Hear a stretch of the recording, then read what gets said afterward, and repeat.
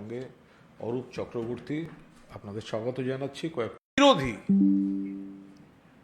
এই বিরোধী দলনেতা যিনি লাড্ডু বিলি করেন, তার মুখে আমরা ভাষা শুনেছি যারা একটু আদিবাসী ওবিসি তাদের সম্পর্কে, যে বীরবা হাঁসদা এরা সব আমাদের জুতার নিচে থাকে, দেবনাথ হাঁসদা জুতার নিচে থাকে। এগুলো আমরা এই বিরোধী দলনেতার মুখে শুনেছি যিনি লাড্ডু বিলি করছেন। বিজেপি হচ্ছে ওবিসি বিরোধী দল। আর যে বিষয়টা দেখার বিষয়, যে এই সিপিএম, বিজেপি, কংগ্রেস বিরোধীরা একটা প্লট দেখুন, 26,000 চাকরি, সকলের চাকরি খেতে হবে। মুখ্যমন্ত্রী আইনি রিলিফ দিচ্ছেন, গ্রুপ সি গ্রুপ ডি না, টাকা দেয়া চলবে না, গোটা প্যানেল বাতিল করতে হবে। পৈশাচিক বিবৃতি, সকলের চাকরি খাবো। একজন তো বলে বসলেন আমি খেয়েছি। তো যাদের লক্ষ্য হচ্ছে মানুষের ক্ষতি করা, শিক্ষকদের চাকরি খাবো, ওবিসিদের বিপদে ফেলবো, লক্ষ্য করে দেখুন। দুর্ভাগ্যের সঙ্গে বলছি, আইনি ব্যবস্থা নিয়ে কথা বলতে চাই না। Kolkata high court, supreme court, entire বিচার ব্যবস্থার প্রতি পূর্ণ আস্থা আছে। কিন্তু ভালো করে দেখবেন, আইনজীবী কারা ছিলেন ওবিসিতে, কারা আইনজীবী কারা ছিলেন, আর বিচারপতির চেয়ারে কে ছিলেন, সেই একই কম্বিনেশন উঠে আসছে। কিন্তু চাকরি খাবো, চাকরি হতে দেব না, সেই একই রায়দাতা আসছেন। শুভেন্দুকে সব রকম ভাবে বিরোধী দলনেতাকে প্রোটেকশন দাও, ব্ল্যাঙ্কেট প্রোটেকশন। আমরা আবার বলছি, বিচারপতিদের প্রতি পূর্ণ আস্থা, পূর্ণ সম্মান আছে, কেন থাকবে না? কিন্তু মনে রাখবেন, মহামান্য সুপ্রিম কোর্টের প্রধান বিচারপতি পর্যন্ত বলেছেন যে কোন বিচারপতি যখন অবসরের পর কিছু কিছু কাজ করেন, তখন এই বিচার সম্পর্কে প্রশ্ন উঠে যায়। এই হাইকোর্টে আমরা দেখেছি, এই চাকরি নিয়ে যিনি এত বড় বড় কথা বলেছেন, তিনি চাকরি ছেড়ে বিজেপির এমপি হয়ে গেছেন। ফলে এর পেছনে যে একটা ওবিসিদের ক্ষতি করব, অস্থিরতা তৈরি করব, মমতা বন্দ্যোপাধ্যায় মাননীয় মুখ্যমন্ত্রী সমস্যাগুলোর সমাধান করতে চাইছেন। চাকরি হবে, চাকরি রক্ষা করতে হবে। সুপ্রিম কোর্ট যদি চাকরি খাওয়ার নির্দেশ দেয়, রিভিউ পিটিশন হবে। পরীক্ষার প্রসেসের পাশাপাশি ইন্টারিম রিলিফ দেয়া হবে।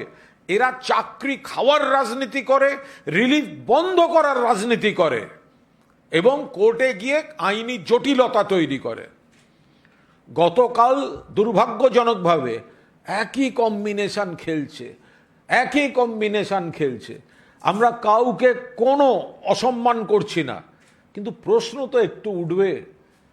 একজন বিচারপতি বারবার বিজেপি বা বিরোধী দলনেতা বা বিরোধীদের রাজনীতির রসদ তৈরি হতে পারে এমন রায় দেবেন, এমন কথা বলবেন, আর তারা তাই নিয়ে লাড্ডু বিতরণ করবেন, তখন তো 2 আর 2 4ই তো হবে।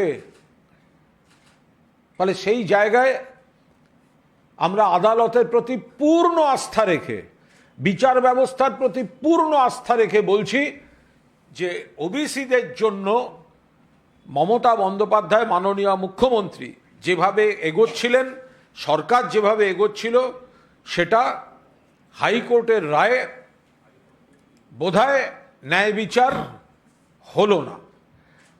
সেই জায়গায় আইনিভাবে কিভাবে কি করা যায়, সেটা রাজ্য সরকার দেখবেন।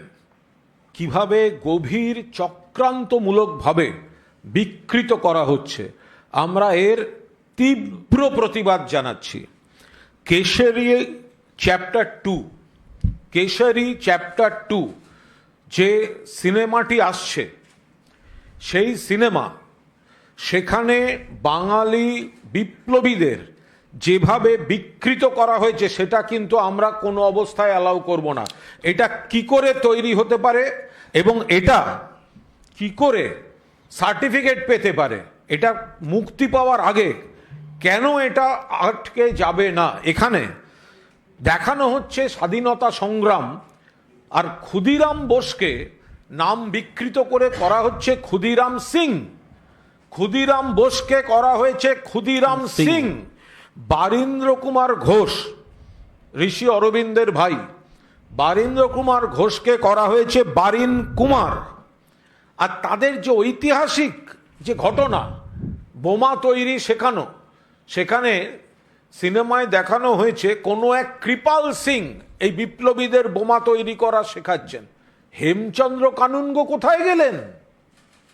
হেমচন্দ্র কানুনগোর বদলে কৃপাল সিং। কে কৃপাল সিং? এই মামলার সঙ্গে এই ক্ষুদিরাম বোস, বারিন ঘোষদের সঙ্গে কৃপাল সিং আসছে কোথার থেকে? ফলে বাঙালি বিপ্লবীদের নাম পদবি বিকৃত করে বাংলার স্বাধীনতা সংগ্রামের ইতিহাসকে বিকৃত করছে, এবং এটা হচ্ছে প্ল্যানফুলি। যারা সারা দেশে বাংলা ভাষায় কথা বললেই ধরে নিয়ে গিয়ে বাংলাদেশি বলে পুশব্যাক করাচ্ছে। আরে আমরা তো পশ্চিমবঙ্গের বাঙালি, ভারতবর্ষের অন্য জায়গাতেও তো বাঙালি রয়েছে। বাংলায় কথা বলা মানে কি বাংলাদেশি নাকি? যারা বাংলায় কথা বললেই সেটাকে অপরাধের চোখে দেখে বাংলাদেশি বলে বার করে দিতে চাইছে, ওই একই মস্তিষ্ক, ওই একই চক্রান্তের ভর কেন্দ্র থেকে বাংলার ইতিহাসকে বিকৃত করার জন্য ক্ষুদিরাম বোসকে ক্ষুদিরাম সিং করা হলো পর্দায়, বারিন ঘোষকে বারিন কুমার করে দেওয়া হলো পর্দায়। আমরা গোটা পশ্চিমবঙ্গবাসী, আরে বাঙালিরা কি স্বাধীনতা আন্দোলন করেনি? ঘোষ বোস স্বাধীনতা আন্দোলন করেনি? স্বাধীনতা আন্দোলন সিং কুমার দিয়ে এস্টাবলিশ করতে হবে? এইভাবে কেন বাংলাকে ছোট করা হচ্ছে? আমরা এর তীব্র প্রতিবাদ করছি এবং অবিলম্বে এই ছবি সংশোধন করে বাস্তব নামগুলিকে ঠিকভাবে আনার আমরা দাবি জানাচ্ছি। বিচারপতি তিনি জানিয়ে দিয়েছেন আগামী 1 অগস্ট থেকে রাজ্যে ফের 100 দিনের প্রকল্প কেন্দ্রকে চালু করতে হবে। এ বিষয়ে খতিয়ে দেখে রাজ্য সরকারের তরফে যথাযথভাবে বক্তব্য জানানো হবে। আমরা শুধু এইটুকু বলতে পারি যে এই যে কেন্দ্রের বৈষম্য ছিল, 100 দিনের টাকা বন্ধ করে দেওয়া হয়েছিল, গরিব মানুষকে কাজ করিয়ে টাকা দেওয়া হয়নি। 59 লক্ষ জব কার্ড হোল্ডারকে 3700 কোটি টাকা মমতা বন্দ্যোপাধ্যায় রাজ্য সরকারের নিজস্ব তহবিল থেকে দিয়েছেন। তো আমাদের দাবি ছিল, মমতা বন্দ্যোপাধ্যায় মাননীয় মুখ্যমন্ত্রী এর জন্য রেড রোডে ধর্নায় বসেছিলেন।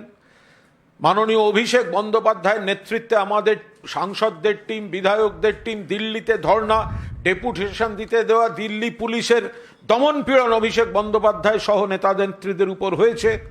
বারবার আমরা সরব হয়েছি, চিঠি, ডেপুটেশন, আন্দোলন হয়েছে। আজ কলকাতা হাইকোর্টের রায়ে আমাদের সেই দাবি মান্যতা পেল যে কেন্দ্রীয় সরকার বেআইনিভাবে, বৈষম্যমূলকভাবে, প্রতিহিংসাপরায়ণভাবে বাংলার টাকা বন্ধ করে রেখেছিল। এবার এই রায় আর কি রয়েছে, কি ক্লজ রয়েছে, কি নির্দেশ রয়েছে, এগুলো রাজ্য সরকার তারা খতিয়ে দেখে জানাবেন। আমাদের শুধু একটাই বক্তব্য, যেন দেশে এই বৈষম্য না হয়।